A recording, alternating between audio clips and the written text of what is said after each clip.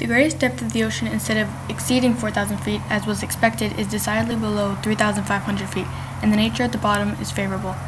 The survey of Fanning Island shows that it will make a good landing station, but Palmer Island, which was spoken of as an alternative station, is unsuitable. The Pacific Cable, Star, February 20th, 1900.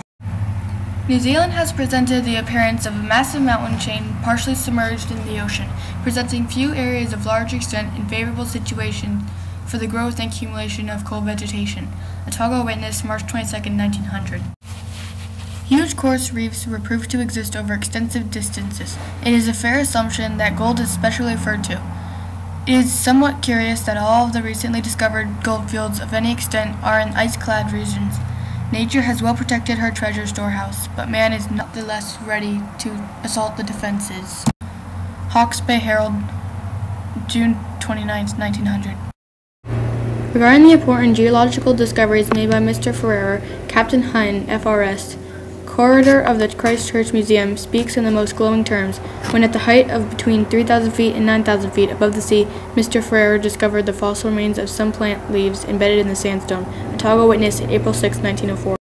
One primitive form of insect life was found by Mr. Poikervink's expedition, and Dr. Hudson has brought back with him a number of specimens of a 10-legged spider. As the ordinary spider gets through life comfortably enough with only 4 pairs of legs, it will be interesting to learn how the extra pair in this remarkable new species is accounted for. Are they a survival from some more primitive type, or are they an extra pair developed for needs of life in the cold Antarctic? Poverty Bay Herald, April 8, 1904. Some recent observations and discoveries made by the Geological Survey show that the wash of the sea waves on the Atlantic coast is increasing the size of the state of New Jersey.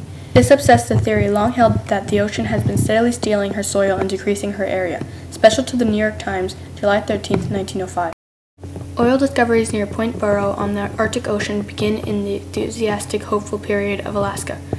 Active operations are scheduled to commence this spring with the opening of navigation.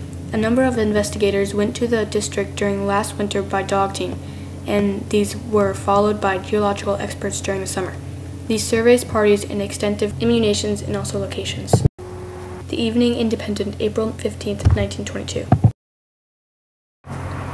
World-shaking earthquakes are due to the leakage of the oceans and the absorption of too much steam in the lava just beneath the crust, causing a swelling of this molten rock under such accumulating forces that it has to have more space, with the result that a block of the Earth's crust yields and the unjournaling lava spreads and adjusts itself, shaking down great cities in the earthquake which follows. The Evening Independent, November 3, 1923. Does the ocean hold secrets which may sometime contribute to the food and fuel supply of mankind? Is the world on the eve of another great ice movement? Why have the Gulf Stream and the Japanese current changed recently? May not Houston in a few years be as warm as Washington? Has the contour of the ocean bed changed, making it necessary to lay cables again? Why is there noted nowadays a magnetic variation in the Arctic waters? Herald Journal, September 7, 1924. The world's greatest known ocean deep was found only a year ago, says the National Geographic Society, plumbing the Mariana Trench in the Pacific about 200 miles southwest of Guam. The British Oceanographic Research Vessel HMS Challenger located bottom at 35,640 feet, thereby discovering a pit in which 29,999-foot Mount Everest could be buried inside more than a mile deep. Much previously unknown deep sea bottom has been charted since World War II.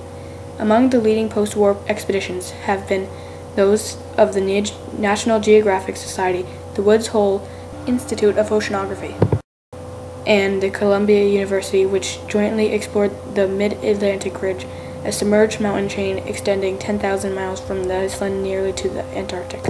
Kentucky New Era, July 7, 1953. After 4 years of drilling into the ocean floor, the Gomer Challenger, an ungainly vessel with a giant drilling derrick amidships, has produced a vast treasure of important new information on the history of the Earth. Some of the findings are so revolutionary that there are scientists who still find them incredible. Much of the material extracted from more than 350 holes bored deep into the sediments that have accumulated at the bottom of the sea for tens of millions of years remains to be studied. Daytona Beach Morning Journal, June 1, 1972. It has long been assumed that most minerals found in seawater come from river runoff from the land. However, new discoveries indicate underwater fissures may supply an even greater portion of the elements found in the oceans. Scientists are revising the scenarios on the composition of seawater because of last year's major discoveries of undersea volcanic vents spewing mineral-laden superhot water. The day, January 14, 1980.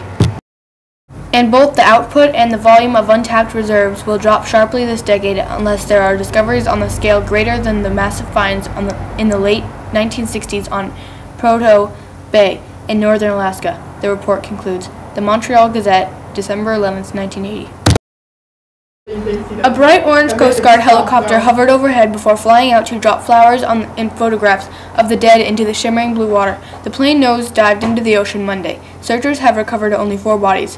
Lodi News Sentinel, February 4, 2000.